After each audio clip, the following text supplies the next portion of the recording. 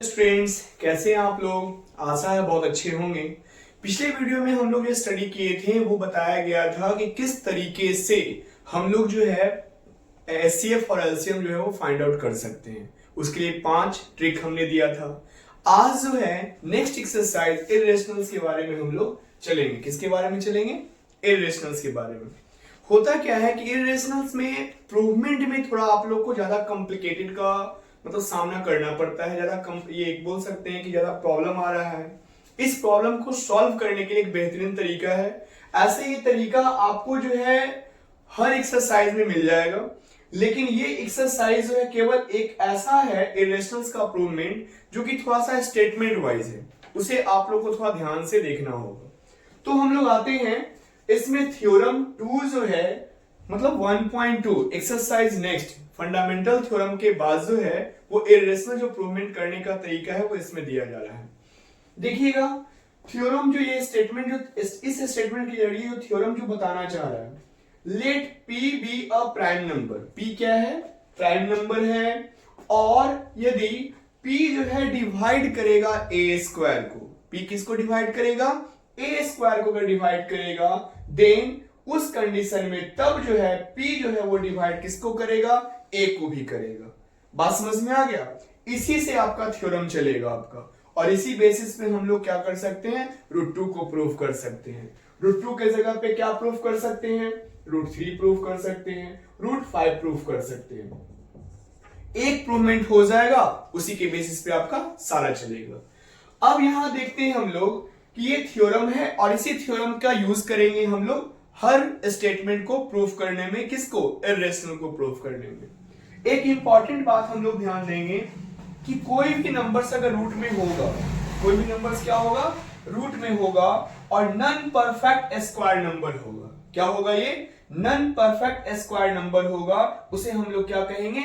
Irrational number कहेंगे। Okay, अब हम लोग आते हैं prove that √2 is a irrational. अब एक बात बताइए, खुद ये इरेशनल है और हमें प्रूफ क्या करना है? इरेशनल ही प्रूफ करना है। तो हम कैसे प्रूफ करेंगे? तो इसे प्रूफ करने के लिए हम लोग कंट्रडिक्शन का यूज करेंगे, और उसी के जरिए हम लोग क्या करेंगे? प्रूफ कर सकते हैं। क्योंकि ये खुद ये इरेशनल ये तो है ही, लेकिन हमें इरेशनल प्रूफ करना है। तो उसके लिए हमें क्या करना पड़ेगा? इसे रेशनल मानना होगा। क्या करना होगा? इसे रेशनल मानना होगा।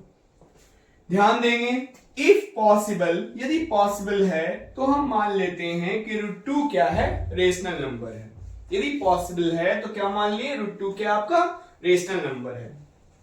देन √2 जब रेशनल नंबर होगा तो यहां देख रहे हैं कि √2 इक्वल टू p/q। ये p/q जानते हैं क्या बताया जा रहा है? p/q मींस हो गया सिंपल फॉर्म। p/q का मतलब क्या हो गया? Simple form. That means 3/2।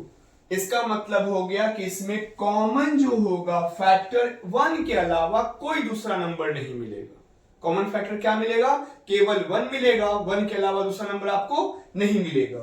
तो ध्यान देंगे, √2 इक्वल टू p/q हम लोग ने ले लिया। अब यहां बताया जा रहा है जो आपका रेशनल का डिफिनेशन वही हम यहां रिप्रेजेंट कर दिए, अलग से कुछ नहीं किए हैं। Where p and q are integer having no common factor, इसमें कोई कॉमन फैक्टर नहीं होगा केवल 1 को छोड़ करके। ठीक है, और q नॉट इक्वल टू 0 होगा, साथ ही साथ क्या होगा? p not equal to 0। ये नीचे का स्टेप जो दिया गया है वो इसका पार्ट नहीं है। बस इस पार्ट में यह केवल हमने बताया है कि रूट में कोई नंबर्स रहेगा और नॉन परफेक्ट स्क्वायर नंबर रहेगा, जो कि वो परफेक्ट स्क्वायर नहीं होगा, तो उसे हम लोग क्या कहेंगे? इरेशनल नंबर कहेंगे, इसको रिप्रेजेंट करने के लिए। अब देखिए यहां तक समझ में आ गया कैसे हुआ जो कि √2 इक्वल टू p/q का फॉर्म आ गया। अब p/q क्या है? आपका रेशनल नंबर है। रेशनल नंबर्स में कैसा फॉर्म है? ये सिंपलेस्ट फॉर्म है। इसका कॉमन फैक्टर 1 के अलावा कोई नहीं मिलेगा। ओके, नेक्स्ट अब आते हैं। अब यहां क्या कर रहे हैं? Squaring on the both side. अब आपने क्या किया कि √2 इक्वल टू p/q को स्क्वायर कर दिया। √2 का स्क्वायर क्या हो जाएगा? 2 हो जाएगा। p/q का स्क्वायर p²/q²। क्रॉस मल्टीप्लिकेशन कर दिए, 2q² इक्वल टू p² आ गया हमारा। इसे हमने क्या किया? इक्वेशन फर्स्ट बना दिया। ओके, अब देखिए ये कहां से स्टेटमेंट आ रहा है, ये स्टेटमेंट आ रहा है थ्योरम से। 2 डिवाइड्स पी स्क्वायर, 2 डिवाइड्स क्या है, पी स्क्वायर है, तो ऑटोमेटिक हो जाएगा क्या, 2 डिवाइड पी होगा, किससे, बाय थ्योरम से। किससे आ गया आपका, बाय थ्योरम से आ गया। अब लेट p इक्वल टू क्या हो गया, 2c, हमने मान लिया लेट p इक्वल टू क्या मान लिया, 2c मान लिया। फॉर सेम इंटीजर, हाँ, फॉर सम इंटीजर c, हमने c को इंटीजर्स को मान लिया। p इक्वल टू 2c को क्या की इक्वेशन फर्स्ट में पुट कर दिए। ओके, अब यहां पर देखिए अगर हमने क्या किया, p इक्वल टू 2c को पुट कर दिया तो यहां क्या हो गया, 2q का स्क्वायर इक्वल टू 4c का स्क्वायर। ऐसा क्यों, तो यहां p स्क्वायर इक्वल टू क्या था, 2q स्क्वायर था, तो 2q का स्क्वायर इक्वल टू 4c का स्क्वायर, तो q स्क्वायर इक्वल टू क्या हो गया, 2c स्क्वायर। यहां एक बात आप देख रहे हैं कि अगर मान लो कोई क्वेश्चन अगर रहता है 2q स्क्वायर इक्वल टू अगर मान लो 10 होगा, तो q स्क्वायर का क्या डिविजिबल होगा ना ये 5, तो ये हम बोल सकते हैं 5 टाइम्स में कैंसिल हो जाएगा। तो आप बताइए कि यहां पर 2 डिवाइड p, 2 जो है p को डिवाइड कर रहा है और 2 जो है q को भी डिवाइड कर रहा है। 2 यहां किसको डिवाइड कर रहा है, p को कर रहा है, यहां 2 डिवाइड्स किसको कर रहा है, q को कर रहा है। अब आप बताइए कि जो आप रेशनल नंबर लिए थे उसमें कॉमन फैक्टर क्या माना गया था, 1 लिया गया था, और यहां पर कॉमन फैक्टर क्या आ जा रहा है, 2 आ जा रहा है। तो इससे यह प्रूफ हो गया कि जो हम लोग माने थे वो गलत था, ठीक है, जो माने थे वो क्या था हमारा, रॉन्ग था। तो आप देखिए 2 डिवाइड यहां क्या कर रहा है, 2 डिवाइड p को भी कर रहा है और यहां 2 डिवाइड x को कर रहा है, q को भी कर रहा है। तो इस प्रकार हम लोग कह सकते हैं कि 2 is a common factor of both, दोनों का क्या हो गया, 2 कॉमन फैक्टर आ गया, और have no common factor other than 1। दूसरे स्टेटमेंट में हम लोग क्या कहा जा रहा है कि एक के अलावा कोई दूसरा कॉमन फैक्टर नहीं है। तो यहां पर देखिए this कंट्रडिक्शंस arises because we had assumed root 2 is a rational। ठीक है, जो हम लोग माने थे वो क्या हो गया, हमारा गलत प्रूफ हो गया, इसलिए हमारा रूट 2 क्या हो गया, इरेशनल क्या हो गया, प्रूफ हो गया। ओके, ये क्लियर हुआ, समझ में आ रही है। अब इसी बेसिस पे आपको नेक्स्ट क्वेश्चंस का प्रैक्टिस कर लेते हैं, करें हम लोग। Okay, next questions.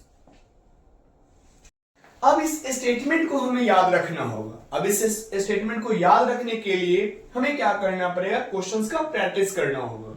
अब देखिए कुछ नहीं, प्रूव दैट रूट 2 था, यहां हमने क्या कर दिया, 3 कर लिया।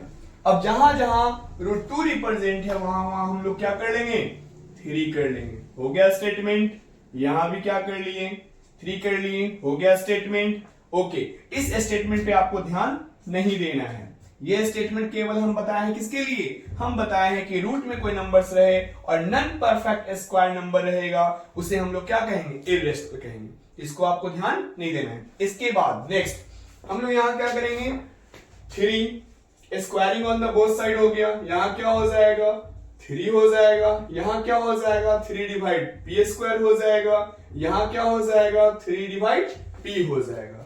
यहां p इक्वल टू क्या मानेंगे हम, बताइए, तो क्या मान लेंगे यहाँ पे p इक्वल टू, यहाँ पे p इक्वल टू क्या मानेंगे, समझ में आ रहा है, तो 3 मान लेंगे यहाँ पे। ओके, अब यहाँ पर क्या हो जाएगा, p इक्वल टू क्या हो गया, 3c हो गया, यहाँ पर क्या हो गया, 3q स्क्वायर इक्वल टू क्या हो जाएगा, 9c स्क्वायर हो गया। अब यहाँ पर क्या हो जाएगा, तो 3 यहाँ 3 3 जा कैंसिल, तो यहाँ पर क्या टर्म आ जाएगा, यहाँ आ जाएगा आपका 3c स्क्वायर आ जाएगा, क्या आ जाएगा, 3c स्क्वायर आ गया। फिर यहां क्या कहा गया, 3 डिवाइड एक क्यू स्क्वायर, फिर यहां क्या हो गया, 3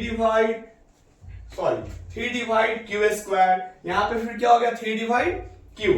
अब यहां क्या हो गया, इसी प्रकार से 3 जो हो गया कॉमन फैक्टर दोनों में आ गया, क्यू में भी क्या आ गया, कॉमन फैक्टर 3 आ गया, और p में भी कॉमन फैक्टर क्या आ गया, 3 आ गया। इससे यह प्रूफ हो गया कि जो हम लोग वैल्यू माने थे किसका, रूट 3 जो रेशनल माने थे वो क्या था हमारा, गलत था, इसलिए रूट 3 क्या हो गया, इरेशनल हो गया। ये क्लियर हुआ। अब हमें यह मालूम चल गया कि √3 रहे, √5 रहे, √6 रहे, है ना, √3 रहेगा, √5 रहेगा, √7 रहेगा, ठीक है, √6 रहेगा, √11 रहेगा। ये सारे नंबर्स का हम लोग क्या करेंगे, इसी स्टेटमेंट के जरिए बना लेंगे। क्लियर हो गया, ये समझ में आ गया। Okay, thank you, have a nice day.